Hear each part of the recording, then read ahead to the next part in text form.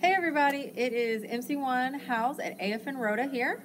I'm IC2 Weiss. I'm also at AFN Rhoda. We're here to give you some training on BRS. Hopefully you can make an informed decision after this training on your retirement planning and the benefits of BRS and how it might affect you if you're eligible. This training is just to help you make an informed decision about what is best for you. By no means are we telling you what to do. That is a personal decision that everybody needs to make. And we do encourage that you educate yourself about your financial future, what benefits you in the long run and in the short run, and just educate yourself about your finances and all those things in general. So some of the first questions that we want to deal with would be, are you eligible? That way you know if this actually affects you. And a lot of people coming into the military currently or within the last, it's up to 12 years, if you're in the service more than 12 years as of January 1st, 2018, you are no longer eligible. So if you hit 12 years before January 1st, 2018, you are not eligible for this program. Those who are coming to the service newly and have been in less than 12 years as of that date are eligible, and you have the option to become part of this new retirement system and basically gain any benefits that it may have for you. So some other questions that relate to that are basically, how can it benefit you? One of the biggest benefits and changes are the way that they're changing the percentage multiple. So if you're familiar with the high 3 or the high 36, however you're familiar with it program, it can give you 2.5% multiple on your retirement planning if you serve 20 years. The calculations can be done, but it's very, very in-depth, and it's best to use a calculator to get those more accurate numbers. There is a calculator available that does compare these, and I would highly recommend using it if you're at all interested, because it can reflect a lot of information. The way that the change happened is they actually reduced that 2.5% to 2.0%. So if you do serve 20 years, your multiple is now 2% instead of 2.5. Given that, go ahead. Go ahead. I would say this is also something that the new system will benefit those that choose to not retire. If you know you're only going to do 4 years, this is something that the system, they looked at overall, it benefits 85%. 85% that choose to not retire from the military. So this was something that benefits those people so that they're leaving with some sort of investment, so they're not working for 8 years and getting no sort of retirement investment in that. Right. So as of right now, about 19% of service members retire with some form of military retirement benefit.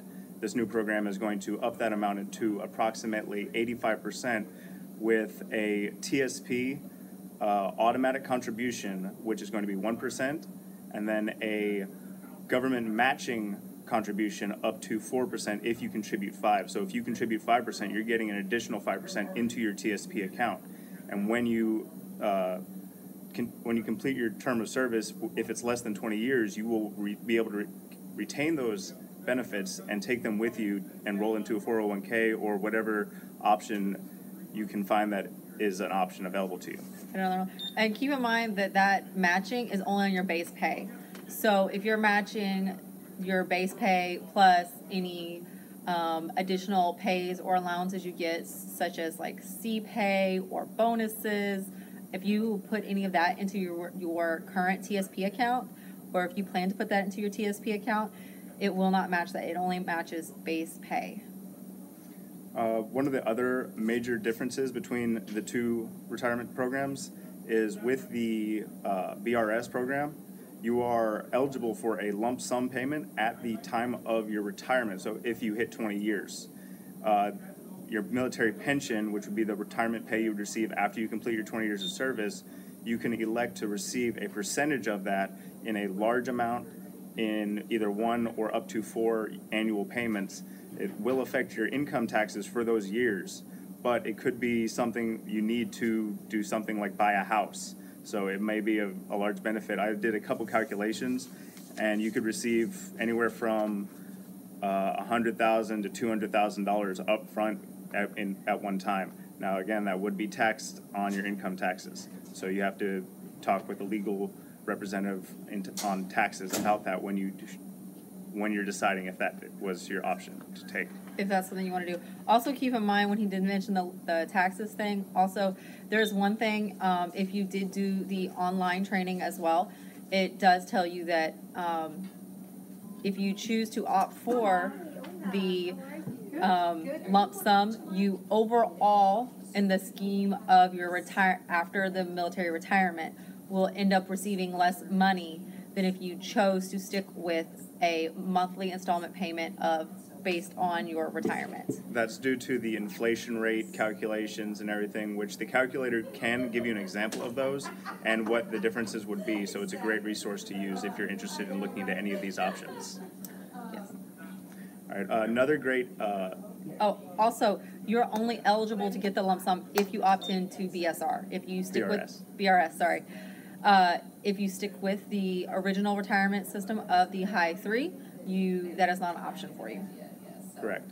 Also, another benefit of BRS solely, it's not part of the high 3, is you can get a continuation pay mid-career after you complete 12 years of service and you select to re-enlist for an additional 4 years. Based on the demands of the Navy to retain your job requirement, they could pay you at minimum 2.5 times 1 month's base pay, and then up to 13 times 1 month's base pay at that given time. So if you're an E5 and you're receiving approximately $2,500 a month, you could get 2.5 times that, somewhere close to $7,000, or sorry, $6,000. And then up to 13 times that, I'll let you do the math. Again, that also would be taxable. So keep that in mind if you do choose to get that, if you do take it. It is a taxable income. Yes. Do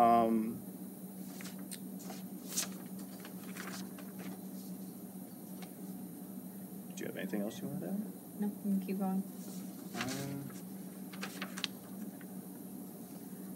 Okay, another question people have is, can I move my TSP to a 401k or similar? Yes, you can do that. If you opt into TSP and say you did 4 years, you can roll it over into a personal 401k that you have with however you have it, or like with another employer. Say you if you get out and have you another get out in a employer. job, you can roll it into their plan. It is there are stipulations on that. Some 401ks may have strict guidelines on that. Can charge fees. Definitely look into it. Do your research when making that decision to roll it over and where you roll it over to, so you know exactly how it will be affecting you financially and it will be affecting your retirement, so that you don't have any surprises. So do your research. Yes. So just a quick recap. The benefits of BRS: you get a lump sum option, you get continuation pay option, and you do have the government matching along with automatic TSP contributions. Those are some of the benefits to benefit people that choose not to serve a full 20 years. They may serve only up to the continuation pay, and the TSP contributions will benefit some of those people who do not serve a full 20 years. So something to keep in mind if you're looking into this option as a retirement plan. Yes. Another question people have is about vesting. Vesting is the ability to take your investment with you when you leave the service. All the service members' TSP investments are vested along with government contributions, with one exception. And that exception is the 1% the government automatically will contribute is not vested until after 2 years of service has been completed. So keep that in mind, just food for thought. Another thing, is there anything else you would like to add? I just wanted to clarify to make sure that that's 2 years of service from your base pay entry date. Mm-hmm. So the day that you enlisted in the service. So for those that are just coming in to the service, this is what would be required of you for you to get that 1% automatic contribution. For those of us that already have multiple years of service on the record, it's automatic as soon as you opt in. One more note before we wrap this up is if you do choose to opt in, there's no going back on that. It is a decision that you have to make, and you can only make it once, and there's no way to rescind that. It's irrevocable. That is correct. It is forever. So make sure this is what you want to do. Have an informed decision, and have a nice day. Yes. Also, make sure you educate yourself. There is no such thing as too much educating on yourself on this. No too much education on this. Do your research. Check out some of the NKOs or JKOs to provide you with even more in-depth information. Definitely check out the calculator that's available online. Yes. It actually will. It is able to help you. It isn't just a generic thing. You're able to be very specific based on how much you put in. When you plan to retire, you can do it based on if you plan to only do 4 years or if you plan to do 24 years. It can look at where you're currently at pay grade at now. If, say, you plan to retire as a first or a chief, or if you, say, plan to apply for an officer package, these are definitely things that it will tier it towards you, and it will give you a look at what you're looking at, and it will compare the high 3 versus the blended retirement system. So it will give you a graph that is side by side and will look at figures and numbers. So that is what you need to do. Sit down and do that. We also recommend that if you are married, sit down with your spouse, look how it impacts your family. Also, when thinking of these things, think about your lifelong goals. What do you plan to do when you get out of the military? Think about that when you're looking at which option is best for you. And as I'll reiterate, continue to educate yourself. Definitely sit down with a financial expert.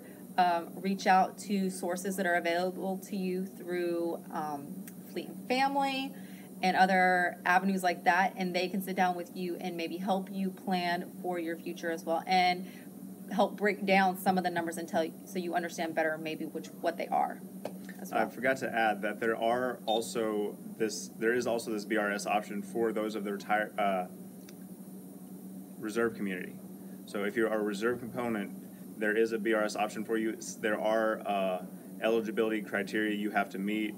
I don't remember the exact number of points that you have to have lower than to be eligible. I think 1346. 1340. The number that comes to mind is 1,420 points. 13,460, I think. We will leave that comment in the life sections below. Yes, if you have, that's going to be the number of points you have at January 1st of 2018 that would decide if you are eligible or not for this BRS opt-in. Yes, so that's something to consider if you plan to do 4 years and then maybe go reserves and serve the equivalent of 20 years service in the reserves as well. So definitely keep that in mind. Definitely comment on the video. If you have any questions at all, leave your comments below. We will be reading them and we will be responding to them. Gives us a thumbs up and let us know how you like the video, and leave us comments, questions, and we will do our best to either provide you with an answer or lead you in the right direction so that you can make an educated decision for yourself. Yes. All right.